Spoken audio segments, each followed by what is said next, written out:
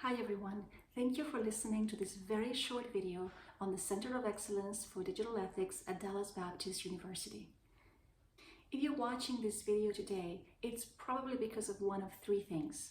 Either you have been asked to be a speaker, be part of an interview for us, or you have been asked to be on a podcast, or you're just a student or somebody in the professional field that wants to get involved with the Institute.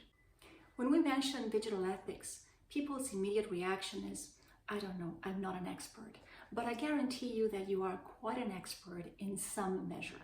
You're either consuming digital equipment or data or platforms or applications or systems, or you are a product of the digitalization efforts, which means your data is being used and processed in a variety of ways in the marketplace and worldwide. That makes you a little bit of an expert in the sense that you know what you like and what you don't like, you know what you might be worried about or what you're comfortable with, and that is the beginning of the path of digital ethics. Now, to be clear, the word ethics means habit, from the Greek ethikos, and that means that we are really focused on the habits that we have in our society and in our world regarding what is considered good and what is considered bad. And it's especially applicable in the world of the digital arena. So the topic today is to give you an explanation of what you already have to prepare you for this conversation and what you might want to read more about so that you are more well versed in what is happening worldwide with not just your data, but also the behaviors that are being predicted as a result of digitalization. You don't have to be in IT to actually understand digitalization. Let's say that you are in the human resources field. You are obviously helping with recruitment, with talent management, and you have noticed that there's quite a bit of artificial intelligence today just in the reading of a resume or in the selection of candidates. That is the pre-selection prior to them actually getting to your desk. There are lots of companies doing behavioral analysis on the talent management components, and that in itself contains a predictability factor that we are working towards understanding more and more and creating sort of a governance process so that people that are involved on all sides of this understand how that predictability gets analyzed and interpreted in the marketplace. So what does it boil down to?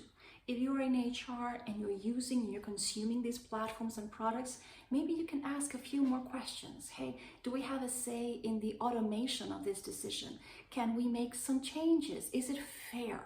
And if the answer is not quite fair, the way that the analysis is taking place, what do we have in place that allows us to make adjustments, to override, to be fairer in the process so that we have all generations and all backgrounds being allowed in based just on merit?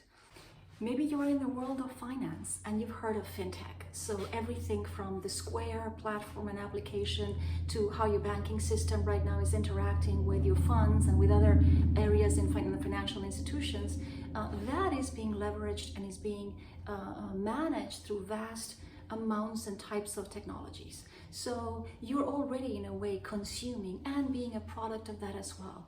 Are you satisfied with the way that data is flowing, with the way the analysis of the funds and the analysis of your bank accounts or how the banks are treating you today in terms of that technology piece?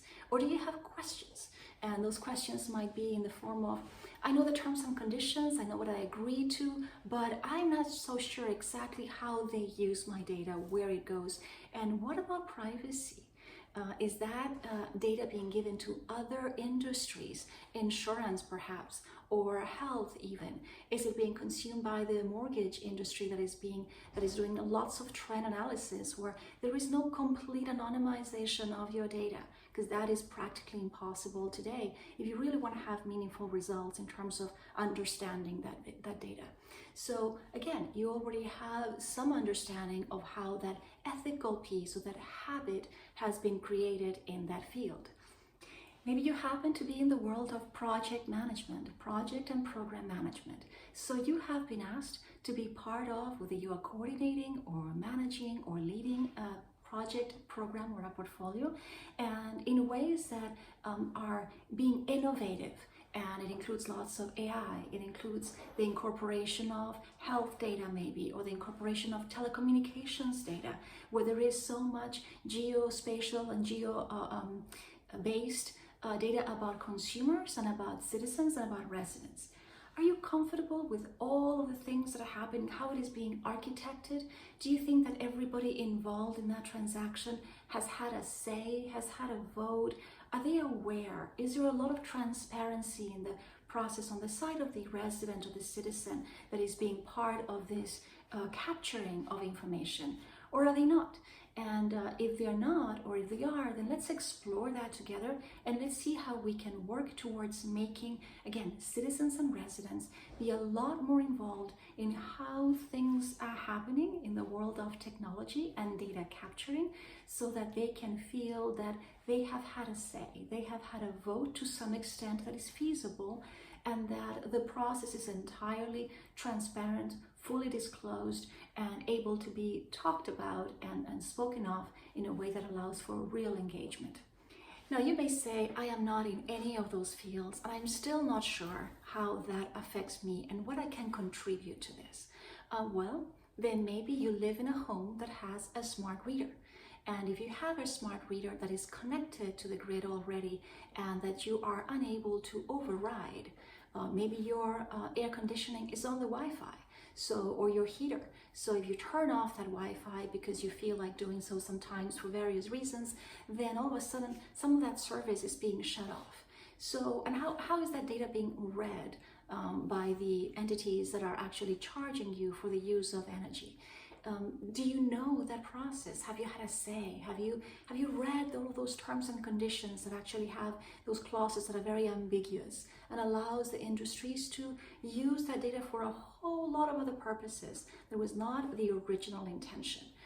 So if you have questions on that, join the dialogue, engage with us as we try to explore how to improve that for everyone, whether it's in the community or worldwide, so that we have much more of a say along the way on how these things are done.